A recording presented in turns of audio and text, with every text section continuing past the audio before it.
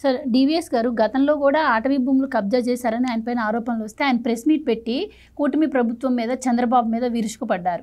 ఆ తర్వాత మనం చూసాం మదనపల్లిలో ఫైల్స్ తగలబడిన విషయంలో మాధవరెడ్డిని అరెస్ట్ చేస్తే పెద్దిరెడ్డి టార్గెట్గానే మాధవరెడ్డిని అరెస్ట్ చేశారని చెప్పి ప్రచారం చేయటం. ఇప్పుడు మఠం భూములు ఆక్రమించారని డైరెక్ట్గా అధికారులు వెళ్తే వాళ్ళని అసలు అడ్డుకోవడాన్ని ఎలా చూడొచ్చు అంటారు? అంటే ల్యాండ్ మాఫియా డాన్ తండ్రి, లిక్కర్ మాఫియా డాన్ కొడుక. ఇప్పుడు లిక్కర్ మాఫియాలో వాళ్ళ అబ్బాయిని అరెస్ట్ అంటున్నారు. పెద్దిరెడ్డి మిథున్ రెడ్డి ఎంపీ రాజంపేట, అసలు ఆయన బెయిల్కి కూడా వెళ్ళాడు. ఆ బెయిల్ అది తిరస్కరించబడింది. హైకోర్టు సుప్రీంకోర్టుకి వెళ్ళినట్టున్నాడు. అసలు అతను పక్కన పెట్టినట్టున్నారు. ఒక 2 వారాల్లో ఏదో అతనికి కొద్దిగా ఊరట లభించినట్టుంది. ఇవాళ రేపో మద్యం మాఫియాలో మిథున్ రెడ్డి అరెస్ట్ తప్పదంటున్నారు. ఇప్పుడు తండ్రి ల్యాండ్ మాఫియానా? మీరు చెప్తున్న ఇవన్నీ వివరాలు చూస్తుంటే, మీడియా కథనాలు వింటుంటే, అటు దేవాదాయ భూములు, ఇటు మఠం భూములు, అటు అసైన్డ్ ల్యాండ్, అటవీ భూములు, అసలు ఏ భూమి వదిలేశారు? అంటే భూమి కనిపిస్తే గద్దలాగా వాలిపోవడమేనా? ఇప్పుడు బుగ్గ మఠం భూములు అదేంటి అసలు? సత్యమూర్తి గారు ఇందాక చెప్పారు, అది ఒక హిందూ ధర్మ పరిరక్షణ కోసం అక్కడ శ్రీవారి భక్తులు వచ్చేవాళ్ళు, వెంకటేశ్వర స్వామి దర్శనానికి వచ్చే వాళ్ళకి అక్కడ ఏంటి, అక్కడ విశ్రాంతి, భోజన వసతి అవి కల్పించడానికి ఇచ్చిన భూములు. బుగ్గ మఠం ఏర్పడిందే దానికోసం. అట్లాంటిది ఒక 125 ఎకరాల్లో ఏమి ఉండేది. ఇప్పుడు ఎంత ఉంది? మొత్తం కబ్జా అయినా అంటే 125 ఎకరాల్లో ఒక 2 సార్లు ఏదో వేలం వేశారన్నారు. అప్పట్లో ఎప్పుడో ఒక 50 ఏళ్ల క్రితం ఒక 75 ఎకరాలు ఏమో వేలం వేశారు. తర్వాత ఒక 25 ఎకరాలు వేశారు. ఇంకేదో మిగిలింది ఎంత? 23 ఎకరాలు మిగులుతుంది. ఆ 23 ఎకరాల్లో కూడా చివరికి మిగిలింది బుగ్గ మఠానికి 38 సెంట్లు అంటాడు. ఎక్కడ 123 ఎకరాలు, ఎక్కడ 38 సెంట్లు? అంటే ఇతను ఎవరు? మాజీ మంత్రి. ఇతను సుదీర్ఘకాలం శాసనసభ్యుడిగా ఉన్నాడు. ఎవరు? పెద్దిరెడ్డి రామచంద్రారెడ్డి. నువ్వు 4 ఎకరాలు నువ్వే ఆక్రమించావు. ఇప్పుడు ఈరోజు ఇచ్చాడు వివరణ. ఏమని? వస్తున్న ఆరోపణల మీద అసలు ఈ భూములు నావి కాదు, మా తమ్ముడు కొనుగోలు చేశాడని చెప్తున్నారు కదా ఆయన. మీ తమ్ముడా లేకపోతే వేరే వాళ్ళ తమ్ముడా? తమ్ముడు తనాడైనా ధర్మం చెప్పాలి కదా. నువ్వు పెద్ద ప్రజాప్రతినిధివి కదా. నీ తమ్ముడు ఎలా కొంటాడు? ఇప్పుడు నువ్వు అక్కడ ఎందుకు ఉంటున్నావు? ఇప్పుడు ఆ బిల్డింగ్లో నివాసం ఉంటుంది తమ్ముడా నువ్వా? ఆ పక్కన ఇందాక గుడి కూడా కట్టాడు అంటున్నారు. ఆ గుడిలో గుడి గోశాల. అరే అసలు గోశాల గుడి ఏంటి? అవి కడితే ఆయన ఇల్లు సేఫ్ అని, ఆ భూమి జోలికి ప్రభుత్వం రాదని.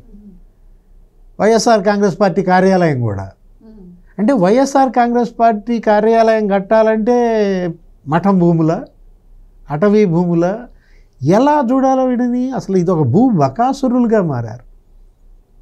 ఇప్పుడు 4 ఎకరాలు కబ్జా చేశారు, కొన్నామని చెప్తారు. ఒక 3 ఎకరాలు కలిపేసుకున్నారు. అసలు రోడ్డు కూడా మింగేశారు. ఆ రోడ్డు వేయించింది కూడా ఏది? మున్సిపాలిటీ డబ్బులతో. తిరుపతి జనం కోసం రోడ్డు వేపిస్తున్నానన్నావు, మళ్ళీ ఆ రోడ్డు గేట్లు పెట్టి జనాన్ని రాకుండా చేసావు. అసలు ఎంత క్లాసికల్గా జరిగింది అవినీతి కూడా. దీన్ని ఎలా చూడాలి? ఇంట్లో కూడా అవినీతి చేయొచ్చా అనేది అసలు ఇది ఒక పెద్ద నేర్చుకోవాలా. రాబోయే అవినీతి పరులంతా వీళ్ళని ఒక పాఠ్యాంశంగా చేసుకొని నేర్చుకోవాలి. మీరు అన్నారు ఏంటది? మంగళంపేట అడవుల్లో 75 ఎకరాలు కబ్జా. చుట్టూ అడవి, మధ్యలో పట్టాభూమి ఎలా వచ్చిందండి? అసలు చుట్టూ దట్టమైన అడవి, మధ్యలో 75 ఎకరాలు మాత్రం ఈయనకి పట్టా పుట్టించారు. అక్కడ ఒక ప్యాలెస్ కట్టాడు, అక్కడ ఒక గోశాల కూడా పెట్టాడు. గోశాల వీళ్ళందరికీ గోశాల ఒకటి పెడితే పడి ఉంటుందిలే ఎవరికన్నా అందరికి చెప్పుకోవడానికి వీలు. అంటే భూమన కరుణాకర్ రెడ్డికి ఒక గోశాల, పెద్దిరెడ్డి రామచంద్రారెడ్డికి మంగళంపేట అడవుల్లో ఒక గోశాల, బుగ్గమఠం భూముల్లో ఒక గోశాల, వైవి సుబ్బారెడ్డికి ఒక గోశాల, జగన్మోహన్ రెడ్డికి కూడా తాడికొండ ప్యాలెస్లో గోశాల. వీళ్ళు చేసింది ఏంటంటే వెంకటేశ్వర స్వామికి యానిమల్ ఫ్యాట్ అమ్మటం. చేసే పనులు ఇట్లుంటాయి. తిరుపతి లడ్డు మహాప్రసాదం. అంటే ఎన్ని పాపాలకు పాల్పడ్డారు, ఎన్ని అపచారాలు చేశారు, అసలు ఎన్ని దుర్మార్గాలు. ఇప్పుడు పెద్దిరెడ్డి రామచంద్రారెడ్డి, పెద్దిరెడ్డి ద్వారకానాథ్ రెడ్డి, పెద్దిరెడ్డి అసలు ఇదంతా ఒక పెద్దిరెడ్డి బ్రదర్స్ అన్నమాట. పెద్దిరెడ్డి మిథున్ రెడ్డి కొడుకు ఇతనికి. ఇప్పుడు మనం చూసాం ఒక 14 మండలాల్లో 20,000 ఎకరాలు అక్రమ రిజిస్ట్రేషన్లు అంట. అదే మదనపల్లి మీరు అన్నది, ఆ మదనపల్లి ఫైల్సా ఫైల్స్ వాళ్ళకి వచ్చింది, ప్రజలకి ఫైల్స్, వాళ్ళకి ఫైల్స్.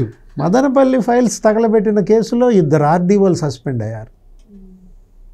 అరే అసలు మీరు మొత్తం ఆ పీలేరు, లేకపోతే పుంగనూరు, తంబళ్ళపల్లి, పలమనేరు 4 నియోజకవర్గాల్లో 20,000 ఎకరాలు మీరు కబ్జా చేశారంటే, చుట్టూ ప్రభుత్వ భూమి అండి, రేణుగుంట విమానాశ్రయం పక్కన, మధ్యలో పట్టాభు ఎవరికి, మేడంకి, పెద్దిరెడ్డి మేడంకి. మేడం అంటే మళ్ళీ నువ్వు భారతీ మేడం అనుకునేవు, పెద్దిరెడ్డి స్వర్ణలత మేడం, అందరూ మేడంలే. పెద్దిరెడ్డి స్వర్ణలత పేరు మీద అక్కడ పట్టాభూమి ఎలా వచ్చింది? దాని చుట్టూ మరి ప్రభుత్వ భూమిగా ఉంది. అంటే ప్రభుత్వ భూమికి పట్టా పుట్టించడంలో డాక్టరేట్, అటవీ భూమికి పట్టా పుట్టించడంలో డాక్టరేట్లు అన్నమాట వీళ్ళు.